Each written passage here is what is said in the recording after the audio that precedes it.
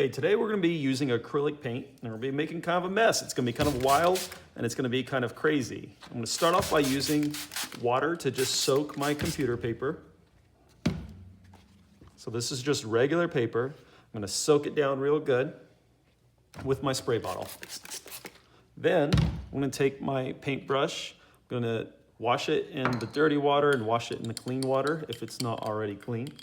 And for this project, I'm going to start off with just a little bit of yellow. And I'm going to make a shape that kind of looks like an S shape or a snake shape. And it's going to get wider in the middle and then thinner, like he just ate something really big. And so it's a snake that ate something really big and he's big and fat in the middle. And there we go.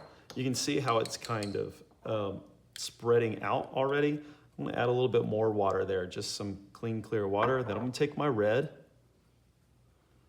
and I'm gonna go in with red around it. Just like that. And this is just acrylic paint, but it's kind of acting like water paint because I've sprayed it with water.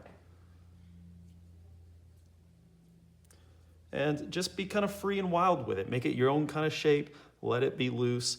The next thing I'm going to do is I'm going to start taking some blue and I'm going to pick up a lot of blue and I'm just going to come around that red shape. You want them to actually touch, and that's a good thing if they're touching, that red and that blue.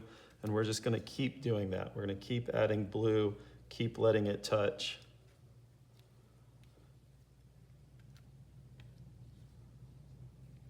Just like that. Okay, then I'm going to paint the rest of this blue, all of this outside. I'm going to let it paint nice and blue. Just like so. You can make shapes in it, anything like that. Then I'm going to come in and I'm going to start adding some more red, making some purples. It's because red and blue together make purple.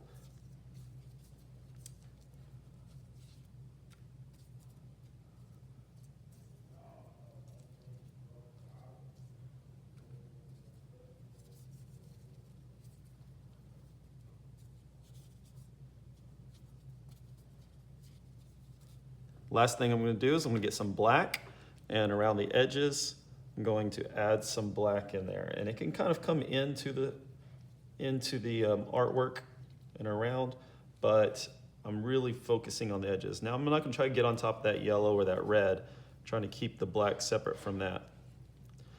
Okay, this has been kind of chaotic, kind of crazy, and what's beautiful about working with a wet paper and water like this is that you can't really predict where the water is going to take it. It's going to take it different places, and you have to give up that control, and it's kind of wild and out of control, but we also know that our lives are also wild and out of control. And if we will just hand over our lives to God and let Him have that wild, out of control life that we can't control, that He can do amazing things with it. He can do beautiful things with it. And we're actually going to wait for this to dry a little bit more, and then we're going to dip into white paint and into yellow paint with a stiff brush, maybe like a hog hair brush or a toothbrush or a brush like this. And we're gonna come and we're going to pull it back and we're going to flick it onto it. We want mostly white, but a little bit of yellow is nice too. So let me get some more white here.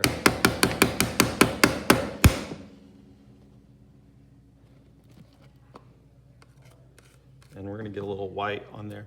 And these are going to be kind of like stars.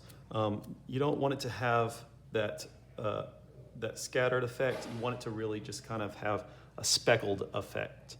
Okay, once this dries, it's going to look really nice and cool and interesting. So once it dries too, we can always come back and add some more speckles if we needed to.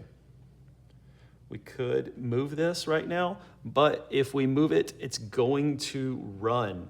So know that if you pick it up, all those colors are going to run and mix together. So you can't just pick it up. We really kind of need to let it sit here and dry. But I can scoot it out of the way if I need to.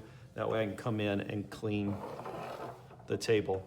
But my suggestion to you is to just leave it right there.